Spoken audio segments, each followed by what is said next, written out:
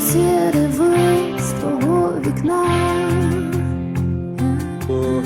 bring people here from over the river and the Russian oh, yes, here.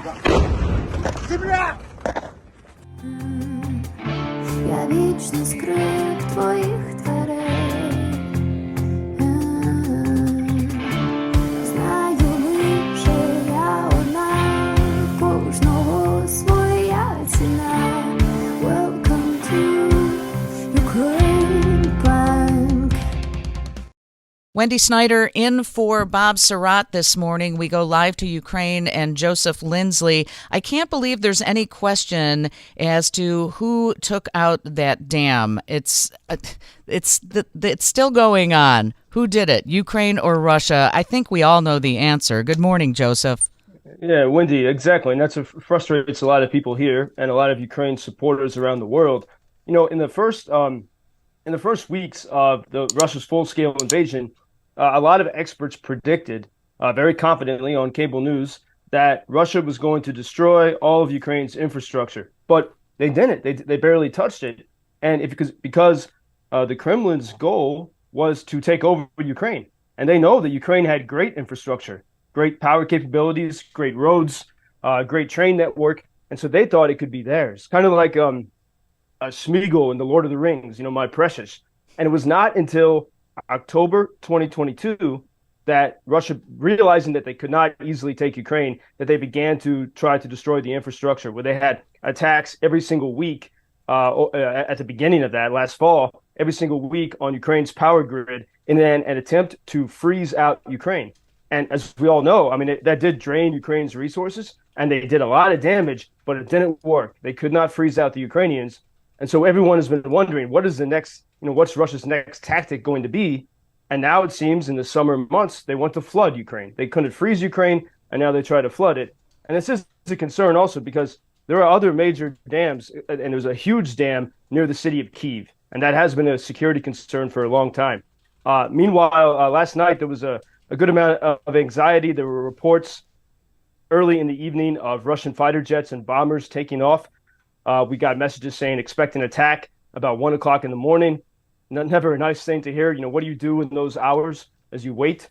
I went to a pizza shop, and the girl working there, she apologized as she was taking my order. She said, I've been nervous. She didn't eat all day because her parents were in central Ukraine, and there had been a lot of alarms there, and in the city of Uman. And she said she just, you know, she couldn't function. I think everyone has moments like that in the war. And she said, you know, she had a sip of wine and she calmed down. But not long after that, in the city of Uman, the Russians hit a grocery store. And I just watched the CCTV video. You can see the people in the store shopping as the missile hits the store. And it's terrifying, you know, and horrible, as always. And then at about 10:24 at night, we had warnings that Russian fighter jets had taken off and that they would be ready to attack, or that the missiles could hit Ukraine about 1 o'clock in the morning. I went to sleep a little bit after that, and I woke to the news that about an hour after I fell asleep, the air raid alarms sounded throughout Ukraine, and there were, you know, once again, we had a night of attacks. In most cases, the air defense, intercepted the incoming Russian drones and missiles. But every time this happens, it's draining Ukrainian resources. And I think, you know, Russia, and to some degree, they know what they're doing. They're hoping that they can keep, they know that the air defense is going to work, but they're hoping they can keep pounding Ukraine until those resources are, the air defense resources are too weak to respond. And they're just very patiently striking Ukraine, you know, pretty much every day now. And now, meanwhile, as rescuers are going to Kherson, the flooded region, they're coming under intense shelling. And Wendy, I just heard from some friends who were on the way down there, and the rescuers are having to pull back because the shelling is so intense. There was a video of an old man being rescued, and he was so happy. They took him off the roof of his house. They got him in a boat, and then all of a sudden there's shelling, and he's covered in blood. And then I think we're going to play a clip. You know, there was that New York Times story about the Nazi patches in Ukraine, and like nothing could be further from the truth. Like a friend of mine who's Jewish told me definitively. He said there is no Nazism in Ukraine. He said he grew up with the leader of the Azov regiment, one of the leaders of the Azov regiment, which the Russians and a lot of Western media accuses of being neo-Nazi. So here my Jewish friend says he's friends with a leader of Azov. They get along. There's such a harmony here. And to prove that also, one of the chief rabbis of Ukraine, Moshe Reuven Asman, I played for you many months ago a music video he made singing about Kyiv. He went down to Kherson to volunteer. And in this recording, and you can listen to the fear and the breath. He was down there in the greenery, a beautiful summer greenery. They're in an amphibious vehicle. They were just about to get in the vehicle to go rescue people. And here's what happened. Dear friends, I just come now with a sheriff, this special car to bring people here from all over the river and the Russian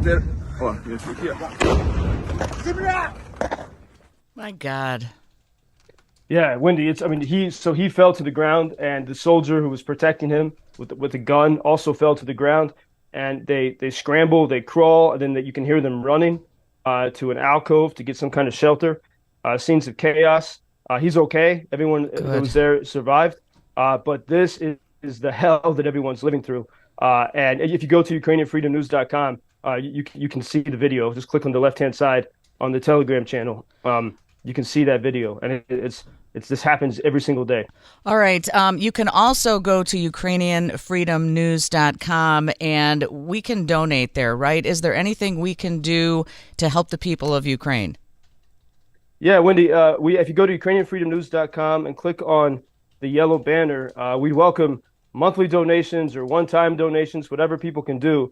Our team, I'm a volunteer, we're all volunteers, so in sharing the news and information, but then also in traveling the country and to help. And there's a lot of people who want to get down to Kherson. It looks like it might be difficult in the next few days, but any resources can help us report, can help us travel, and we're also always on a mission to get the individual first aid kits for the soldiers that save lives. So UkrainianFreedomNews.com, and if you want to make a larger tax-deductible donation, you can click. There's an option. Just click on Support Us. And then you can scroll down to the bottom and email me with any questions. But we welcome any and all support to keep us going. Because now, there was a lot of money pouring in at the beginning. Now everything is much more difficult for everyone here. Yes. So UkrainianFreedomNews.com. All right. Well, stay safe, and I hope you have a quiet weekend, Joseph. Thank you, Wendy. Until Monday. All right. We'll talk to you then. Joseph Lindsley, live from Ukraine. Thank you for introducing Ukraine on your social media pages. That's very important, that much more people can get more information about the situation here and how everybody can help Ukraine to stay stronger and to save all the world. Что он сказал? Well, which side are you on? На чьей ты стороне? Come on now. Oh, which side are you on? На чьей ты стороне?